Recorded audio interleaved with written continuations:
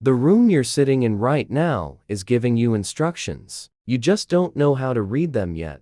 There's a technology older than writing that has never stopped being used. It doesn't require consent. It doesn't require awareness. It requires only that you exist inside a space that was built with specific intent, and that you never think to ask why the walls are exactly that far apart, why the ceiling sits at exactly that height, why the light enters from exactly that angle.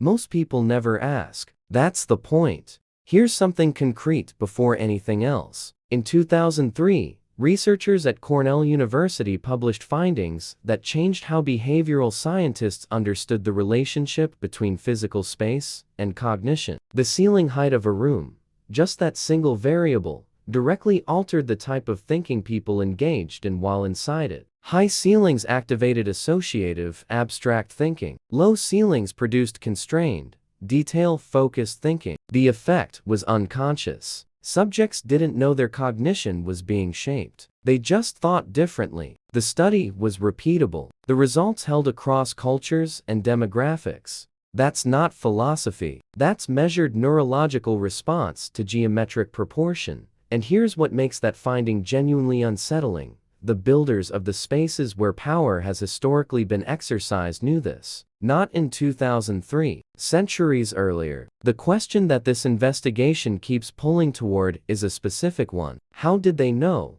What tradition carried that knowledge forward? And where exactly did it arrive? Because in 2014, a separate research team at Princeton confirmed a related finding. Subjects placed in rooms with proportions close to the golden ratio showed consistent reductions in critical evaluation and increased compliance in negotiation scenarios. The rooms felt right to them, authoritative. They trusted the space, and that trust transferred, without awareness, to whoever held power inside it.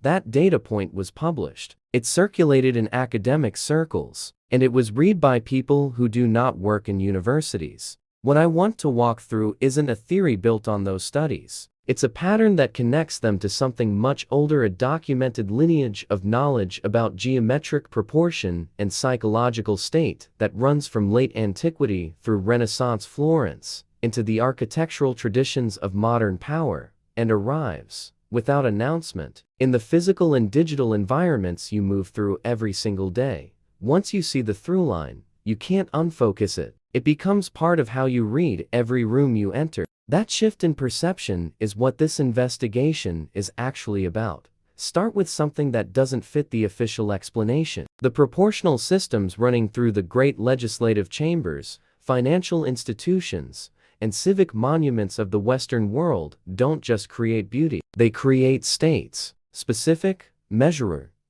producible psychological states in the people who move through them. And the traditions that encoded these proportions into stone knew that centuries before neuroscience gave it a name. The golden ratio, the double square, the vesica piscis, proportions that appear in Egyptian temple complexes, in Greek civic architecture, in the floor plans of Gothic cathedrals. And this is the part that stopped me cold. In the headquarters of financial institutions built in the 20th century by architects who left paper trails connecting them to esoteric study groups operating in Europe and America between 1880 and 1940. This isn't inference. The documents exist. But here's what almost no one notices.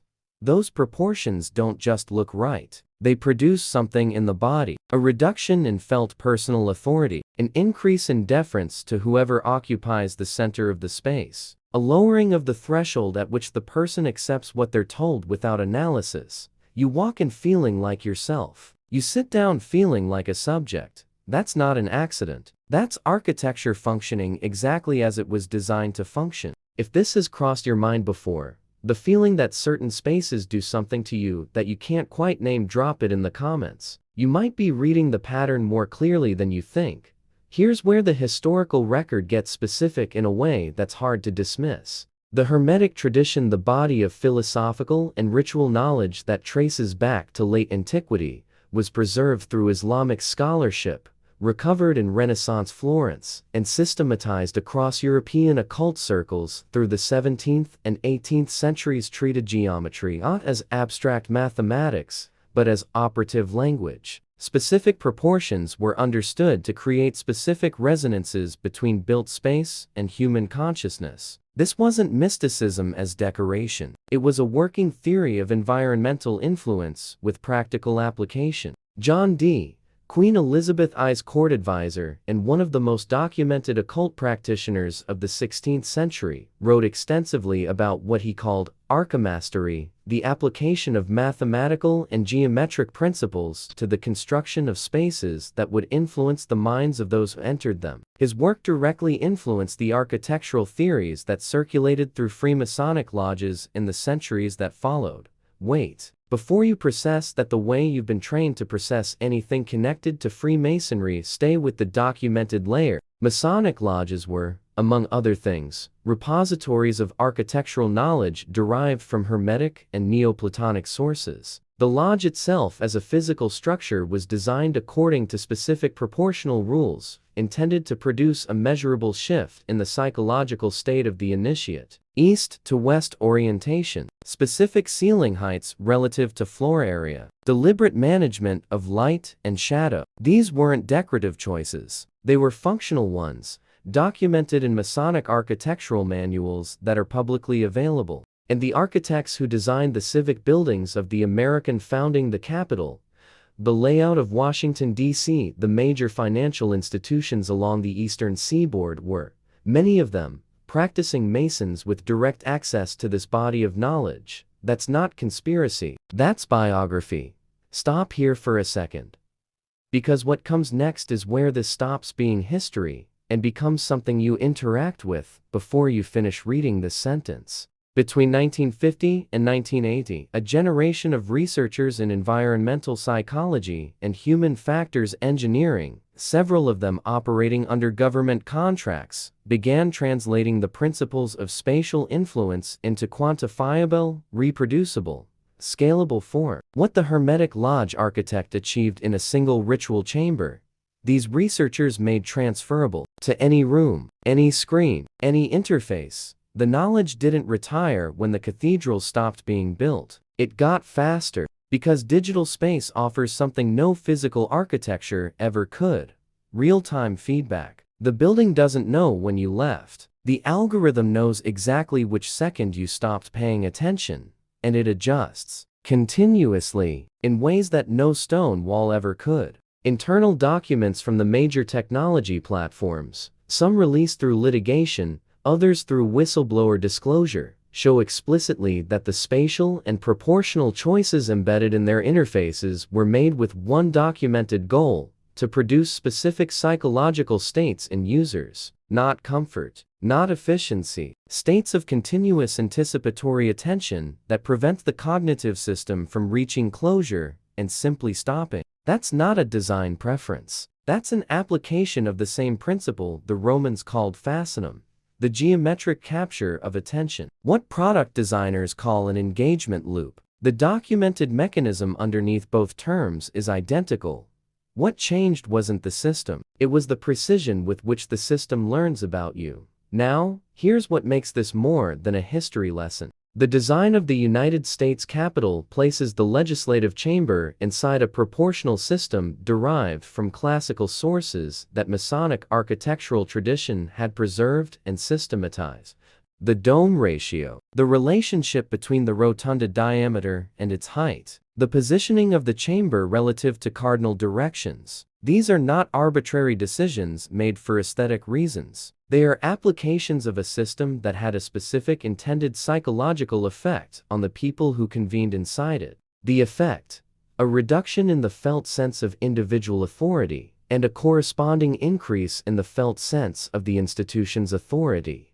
You walk in feeling like yourself. You sit down feeling like a subject. That's not an accident. That's architecture as applied occult knowledge, hidden in plain sight, operating through your nervous system before your conscious mind has finished reading the room. If this is landing differently than you expected, if it's shifting something in how you see the spaces you move through, the like signals to the algorithm that this kind of investigation is worth continuing. It's the only way this work stays visible.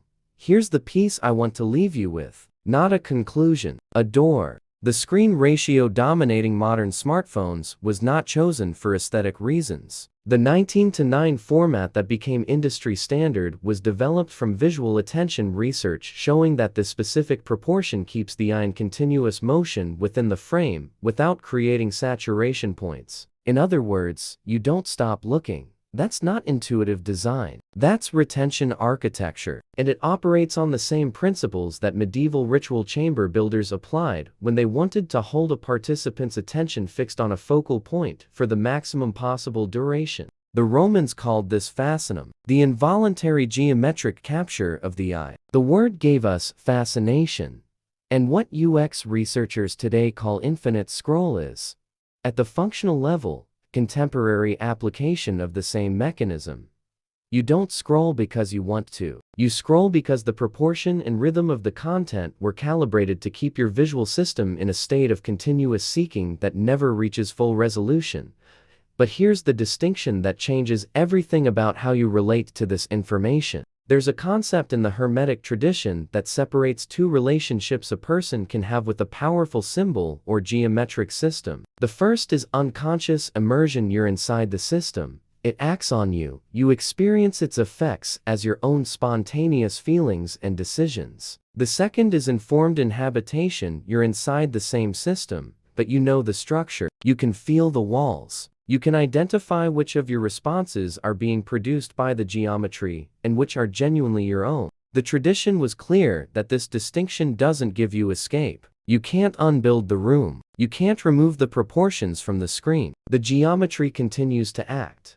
But what changes, and this is what the tradition considered the actual threshold of power, is that you stop being an unconscious subject of the system and become a conscious reader of it. A reader of a system can begin to use the system's own logic deliberately, rather than simply being used by it. This is what the architects of power understood that most people navigating their buildings never did. They built the room. They knew where the pressure points were. They knew which proportions induced deference and which induced confidence. They knew because they had studied the knowledge that produced the design. The same knowledge is available. It has never been secret in the sense of being hidden. It's been obscured in the sense that it was presented in a language most people weren't taught to read. Geometric proportion, spatial ratio, the relationship between form and psychological state. This is a language. And like any language, once you begin to read it, you start finding it everywhere in rooms you've walked through 100 times. In interfaces you've used for years, in the physical architecture of institutions that have shaped your sense of what authority looks and feels like since before you had a word for any of it. That recognition doesn't make you immune, but it changes what you are inside the system. There's a next layer to this investigation that goes directly into specific documented cases, buildings, institutions, and digital platforms where the geometric principles we've traced through Hermetic history appear in the design records in forms that are impossible to explain as coincidence. The through line connects Renaissance Florence to a server farm operating right now. If you want to be there when that investigation continues, subscribe and turn on notifications. Not because the algorithm will remind you, because the algorithm decides what you see based on the same optimization logic we just spent this entire investigation tracing. It has its own geometry, and it doesn't default to showing you what disrupts the pattern. The system only works completely on those who don't know they're inside one. You've just changed your position.